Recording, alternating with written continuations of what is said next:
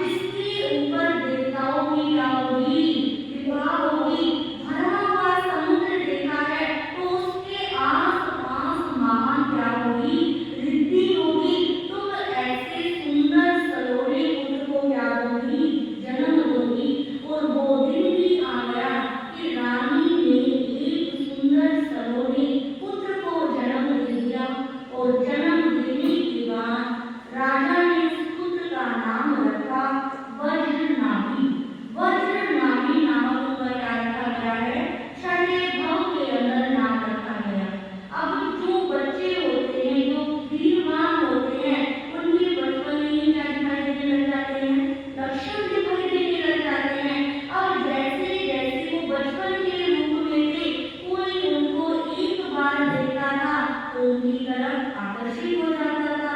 धीरे धीरे और बड़े हुए, अपनी बात चेष्टाओं से सभी को अपनी ओर और आकर्षित करने लगी। अब धीरे धीरे और बड़े होते हैं तो उनके भीतर संसार की कोई बातें थी ही नहीं। वो जब भी कोई बात करते थे तो आत्मा परमात्मा की बात करते थे। तीर्थंकरों के चरित्र को सुनने में आनंद आता था, क्योंकि उस महान आत्मा को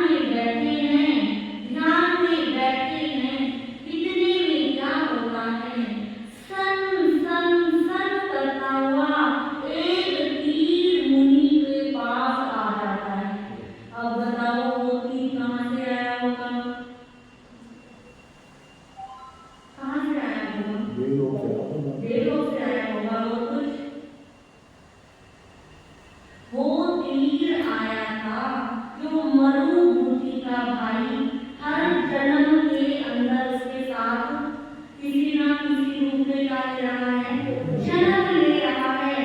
जब मरुभूमि के इस जीव ने छठे भाव के अंदर मनुष्य जन्म पाया तो उधर उनका भाई जो कमर के रूप में था उसने भी मनुष्य जन्म तो पाया, परंतु पशु से जन्म नहीं, उसने एक भीड़ के रूप में क्या पाया, जन्म पाया, यानी वो शिकारी बन गया। और जो शिकारी होता है उसका काम क्या होता है, शिकार करना होता है। अब वो जंगलों के अंदर, वनों के अंदर यही प्रयास कर रहा है, यही पुरुषार्थ कर रहा है कि मुझे कहीं से कोई क्या मिल जाए, शिकार मिल जाए। अब वो वीर शिकारी बना हुआ किसी कोने में ढूंढ रहा था कि कहीं कोई शिकार मिले और मैं क्या करूं, उसका शिकार करूं। और जैसे ही मुनि को देखा तो क्या जागृत हो गया, वह जागृत हो गया, इतना हृदय में आया कि बस इसको तो मुझे क्या करना है, भेड़ना है। अब दूर से ही निशाना बांधा और मुनि के ऊपर क्या कर दिया, सीधा सीधा, और उनके शरीर पर क्या हो गया, लग गया। और जैसे ही लगा, अब मुनि तो किसमें बैठे थे, ध्यान में बैठे थे, उनको तो किसी बात से कोई लेना देना नहीं, सब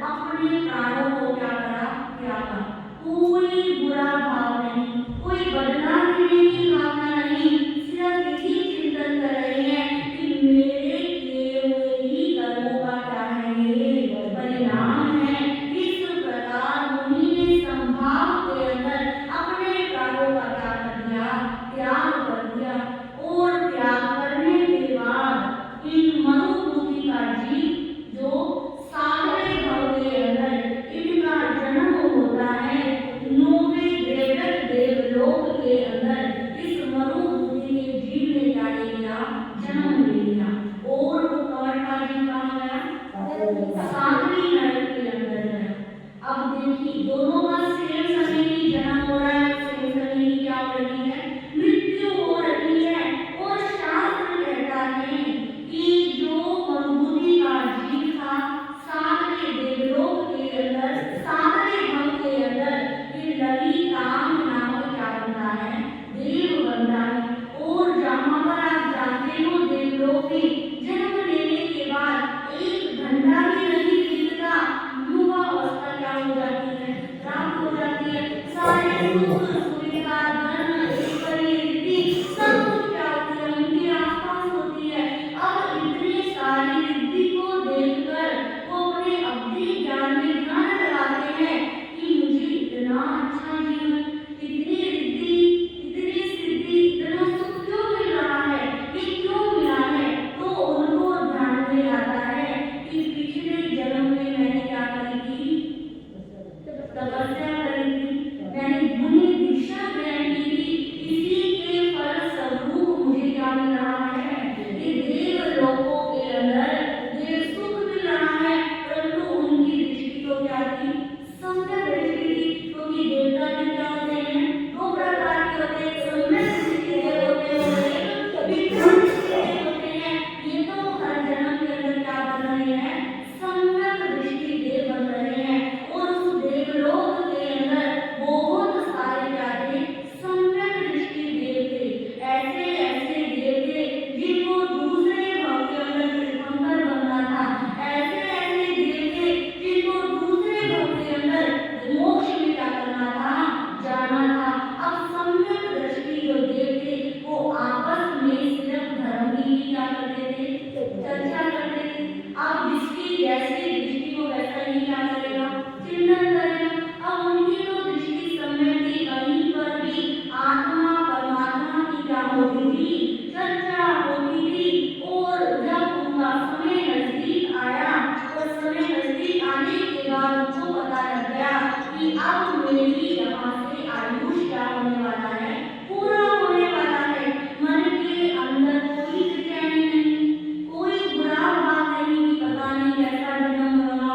अभी तो इतनी सारी रिद्धि सिद्धि मिल रही थी, आज के मनुष्य को देखिए, इस जन्म में तो सब कुछ है, अगले जन्म की क्या है, टेंशन है कि पता नहीं कैसा जन्म मिलेगा। अभी तो इतना सुख मिल रहा है, आगे मिलेगा क्या, नहीं मिलेगा। अब देवलोक के देवता को इतना सुख मिलने के बाद भी उनको जरा सा भी क्या नहीं हो रहा, दुख नहीं हो रहा कि मैं कहाँ पर जाऊंगा। अब उधर से जो कमल का जीव था वो कहाँ पर जीवन बिता रहा है, सागरी नरक के अंदर। और नरक के अंदर सुख की कल्पना करना तो क्या है, बहुत दूर की बात है। दुख भी क्या होता है, महान दुख होता है। अब वो बेचारा वहां पर अनंत दुखों को क्या कर रहा है, सहन कर रहा है। अब इतना दुखी हो रहा है, मन में सोचता है कि मैं इतना परेशान क्यों हूँ, मुझे इतने दुख क्यों दिए जा रहे हैं, ये लोग मेरे पीछे क्यों पड़े हैं। अभी भी उसकी दृष्टि क्या है, मिथ्या ही है कि ये लोग मुझे क्या कर रहे हैं, परेशान कर रहे हैं। और उस प्रताड़नाओं को सहते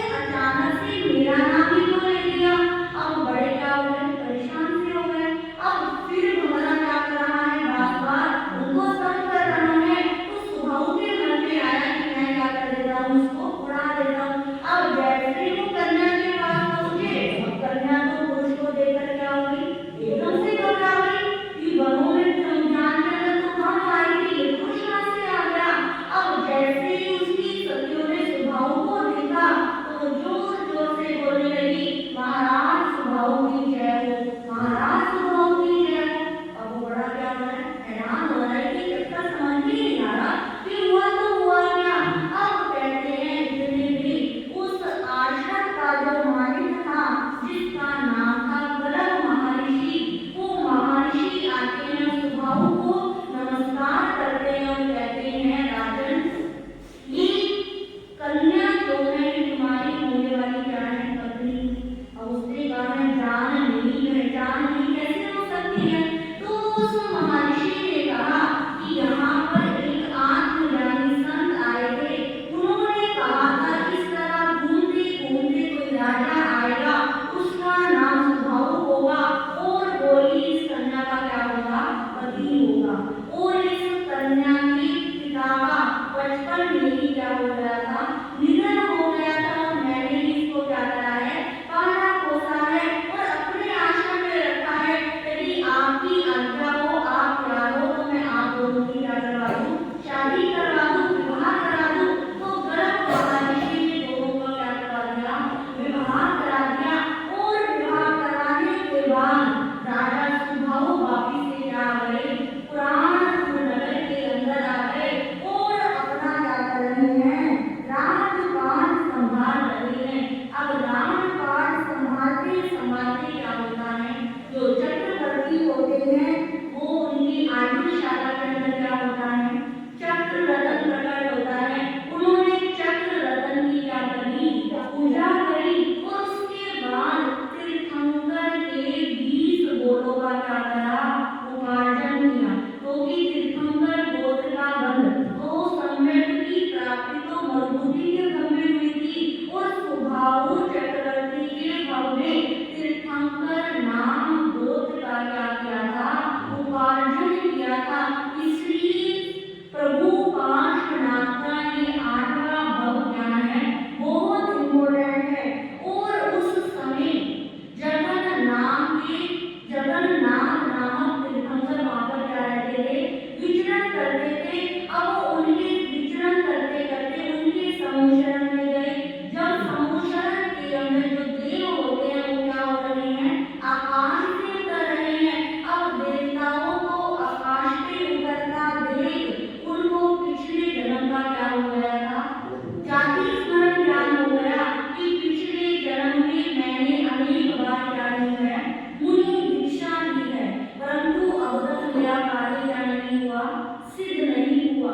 जन्म और मरण के झूले में ही क्या हो रहा हूँ, मैं झूल रहा हूँ। अब मुझे ऐसी साधना करनी है, ऐसी साधना करनी है कि मेरे समस्त कर्म क्या हो जाए, क्षय हो जाए। और समस्त कर्मों को क्षय करने के लिए तीर्थंकर के 20 गोलों की क्या करी उन्होंने, उपासना की। और उपासना करने के लिए दीक्षा भी लेगी। अब दीक्षा लेने के बाद ध्यान में क्या हुए हैं, बैठे हुए हैं, ध्यान कर रहे हैं। अब ध्यान करते करते पुनः वापस क्या होता है, आप सोच भी नहीं सकते। तो कमंड का जीव था जो कहाँ पे था, पिछले भव में सागरी नरक में था। अब वो कमंड का जीव 8वें भव के अंदर भी उसी जंगल के अंदर सिंह के रूप में उसने क्या ले लिया, जन्म ले लिया। किसके रूप में, सिंह के रूप में जन्म ले लिया। मुनि ध्यान में मगन है और सिंह जंगलों का क्या होता है, राजा होता है, अपने आप को राजा समझता है। और वो भी घूमता घूमता जहाँ पर मुनि ध्यान कर रहे थे वहीं पर आ गया। और जैसे ही मुनि को देखा तो एकदम से क्या मारा, मुनि के ऊपर झपट्टा मारा। और झपट्टा ऐसा मारा कि मुनि के शरीर के 2 भाग कर दिए, उनकी देह को एकदम से क्या डाला, चीर डाला। उस समय जब सिंह ने उनको चीरा होगा तो कितना क्या हुआ होगा, कष्ट हुआ होगा। चीरी तरह से हमारे शरीर में घुस जाती है तो हम क्या हो जाते हैं, बेचैन हो जाते हैं। अब सिंह ने पूरी देह को ही क्या कर दिया, वो पार में अलग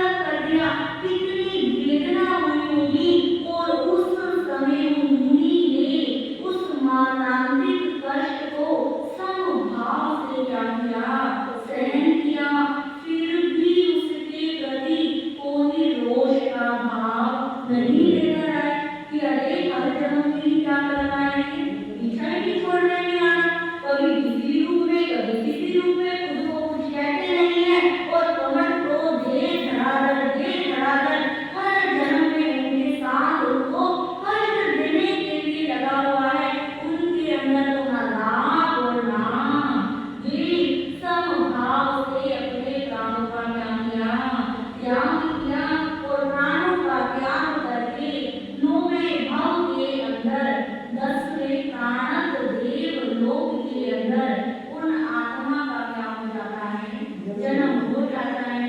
तो इसको तेना प्राणत देव लोक से आए जन्म बनारसी नगरी पाए कि वो प्रभु पार्श्वनाथ की जीते, वो प्रभु पार्श्वनाथ बनने से कौन से देवलोक में थे, प्राणत नामक 10वें देवलोक में थे। तो इस प्रकार राजा ने प्रभु पार्श्वनाथ के 8वें प्रबोधन क्या करा है, सुन लिया। अब 9वां भाव प्रभु का प्राणत देवलोक का कैसे होगा और 10वें भाव के अंदर प्रभु पार्श्व कैसे जन्म लेंगे, वाराणसी नगरी के अंदर अश्वसेन राजा के बुलाए और वामादेवी की आंखों के डाले और अब सतीश वर्तमान चौबीसी के सबसे निकट प्रतिदिन हर प्राणी उनके नाम का क्या करता है, जब करता है। ऐसे हमारे 23वें तीर्थंकर प्रभु पार्श्वनाथ का आज क्या है, जन्म कल्याणक है। प्रभु पार्श्वनाथ का 29वां जन्मदिन है। कितना, 29वां। प्रभु हमारे भगवान हमारे कितने साल हो गए हैं, 25 को क्या